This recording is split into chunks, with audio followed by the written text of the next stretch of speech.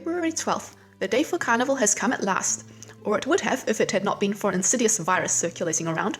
For 6 days, normality is turned upside down in the cities of Mainz, Düsseldorf and Cologne.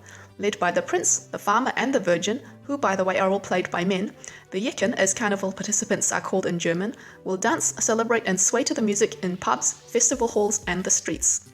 Fastelovend, or Fassenacht, as Germans call Carnival, translates to the evening before the fast, with the looming prospect of complete abstinence from meat, wine, singing, dancing, and other physical pleasures throughout Lent until Easter. The Jecken will first let themselves completely loose with one hell of a party. The silliness continues until Ash Wednesday. Carnival is a time for celebration and confrontation with grievances, a time in which the powerful are mocked.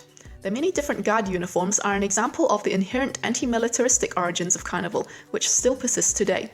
To intimidate the people, the Prussian occupiers held military parades. The Rhinelanders responded with ridicule and mockery by wearing old military uniforms and making fun of the soldiers with their own parades. Thus, freedom of speech and artistic freedom have a certain tradition in the Rhineland and play an important role in Carnival to this day. In humorous and vicious speeches, the Butenredner, or Carnival speakers, criticize the ruling class by holding up a mirror to the audience, uncovering it and lecturing them. Further examples for satire can be found in the Carnival parades, both large and small, in the city districts. When Carnival was cancelled nationwide due to the Gulf War in 1991, the Geisterzug, or Ghost Train, was formed for the first time in Cologne, a chaotic and light-hearted parade against the war and for the joy of life, which continues today. Especially eye-catching are the floats on Rose Monday, or Rosenmontag, which are part of the traditional parades, called Zurch in the Cologne dialect. In 2020, a float in Cologne portrayed Xi Jinping and other authoritarian heads of state as arsonists with red noses and matchsticks. A float in Mainz showed a large Chinese dragon about to swallow a pro-democracy activist from Hong Kong. What would be considered a harmless joke from the perspective of carnivalists would be unthinkable in China. In this way, many Jecken understand Carnival as solidarity with all humans who share the values of equality, democracy, freedom and peace. This was, and is, not always liked by those at whom the jokes and criticisms are directed. In times of the French occupation, Napoleon forbade Carnival with limited success, but there were celebrations anyway.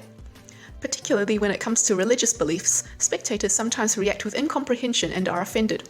As a consequence, this sometimes led to criminal charges and trials, as happened in 2006 against a Carnival session in Cologne, called the Kölner Stunksitzung. Stunk is a reference to Gestank, which means stink. During this session, they made fun of the then Pope and former Cardinal of Cologne.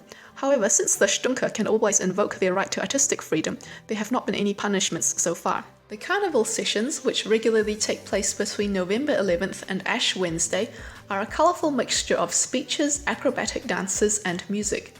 The program is very diverse and still growing.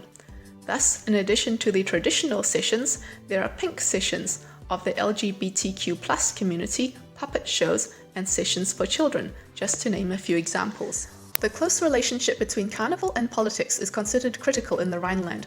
Whether or not the appearance of political representatives at these events is desirable during this foolish fun-making is still uncertain. Some see this relationship as a chance to carry the values of Carnival into the parliaments. In Aachen, the Ordenen Widder den tierischen Ernst, or Medal for Combating Deadly Seriousness, is awarded every year. The awardee receives this medal for demonstrating humour and humaneness in office.